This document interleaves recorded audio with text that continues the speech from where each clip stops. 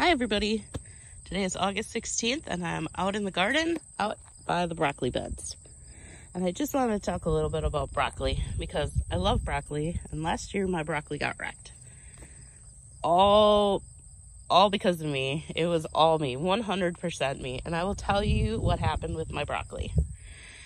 I went to go grab a head of broccoli, and it was a really nice, great big one. I don't really have any really nice, great big ones here to show you. But it was a really nice head, and I went to go grab it and I cut it off. I had waited, the perfect amount of days, and I went to cut it off, and I put my fingers right up, like right under here, and when I grabbed it, because it was just so round and nice and everything, and there was a hornet in there, and it stung me really bad and it hurt. And after that, I didn't touch my broccoli again. So now I cut a longer stem like this, and I check it for hornets after I cut it. So let me just put that with this one. Okay, so there's a few things I wanted to talk about with broccoli today, because I've learned a couple things, not much, but a couple things. One is that broccolis get really big, and so put them where they're out of the way. I'm so happy I moved them this year. Last year I had them right over here, right near the center aisle where the kale is now, and it just made it really hard to get to the rest of the garden. Like all summer long, it was in the way. And it was just hard to navigate around it. So this year I put it back here in the back, and it's been much better. I can move around if I need to move away from it. I have the whole aisle here. I can kind of like this dill that needs to come out. That's kind of in the way. But that's made it much better, moving it way over here. So last year I didn't know how big broccoli got. I knew nothing about broccoli plants. It was the first time I had grown it, and I didn't realize how big they got. So it gets big. They're probably, I'd say they're about 3 feet tall, or getting to about 3 feet tall. So just make sure you put them in a space where they're not always in the way. Second thing, this is the same kind of thing I was just talking about. When you cut it, I cut it now. I can't see, it's so bright out here. I cut it down kind of far. See, like there? Just because I don't want to get stung by anything. So there we go. This is almost too late to be picking it.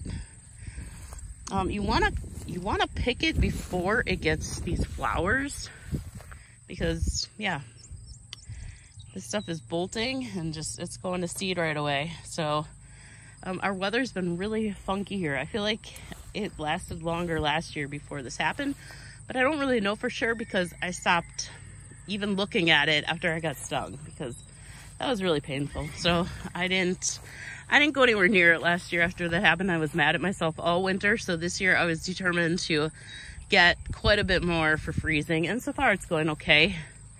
The other thing is, once you cut off the bigger heads like this, and that's how you can kind of tell when you need to pick them. They'll be, right nice and round. Here, like this one is still nice and round, but once they're about to start flowering, it'll start getting crooked. See, it's not like a nice round. So this is a little bit late, but I'll probably still use it. And then once you cut this off, then you're gonna keep getting like little, they're like little tiny heads. Let me see if I can find some of one I cut off. Like this one I cut off, so now there's all like little ones in there, and you can cut those off, and it's kind of nice because you have like just enough every day for like dinner. So that's nice. So just every day cut a little bit off. I might save it for a few days so I can put it all together. Here's a nice one that kind of got the little ones. See, that one's just about too late to cut that one off. So you want to get them cut off before that happens. We have just had terrible weather here, so it's like bolting. It keeps getting really, really hot and then really, really cold, and then it's rainy, and then we've just had terrible weather this year for all of this. And then the next thing I wanted to talk about is bugs. And I just saw one. There is a Japanese beetle hopping around from plant to plant here. But that's not even the bugs I'm talking about. The bugs I'm talking about, I have no idea what they are, but years ago I bought some broccoli at the store, some fresh broccoli at the store. And when I went to go boil it, all of a sudden there was all these little bugs floating up to the top. And I kind of freaked out, and I don't think I've ever bought fresh broccoli since then. I don't like bugs. I just don't like them. I know I need to get over that, and I'm getting over that for the most part. It's getting better, but anyways, so I've always eaten frozen after that. Who knows, maybe there were the bugs in the frozen broccoli too, but anyways, so once you boil it though, the bugs, someone told me to boil it with vinegar, like vinegar and water, and boil it and then freeze it. And I don't know if you actually need the vinegar, because once you put it in the boiling water, that pretty much gets them out. So you can, so either way, I'm not sure if there's another reason behind the vinegar. I should look into that. So I don't know for sure if you need the vinegar or not, but the boiling water will kill them off. You know, and then you can freeze it. I always just kind of blanch it, but I leave it in there a little bit just to make sure there's no bugs floating to the top. And then I let them dry and then put them in the freezer on a flat tray. And then once they're frozen like that, then I'll put them in baggies. But so that's how I freeze the broccoli. I'm happy to get some this year. But those were the three big things for me that I've learned the last couple of years doing broccoli. And I love doing broccoli, but it is big and it can get in the way.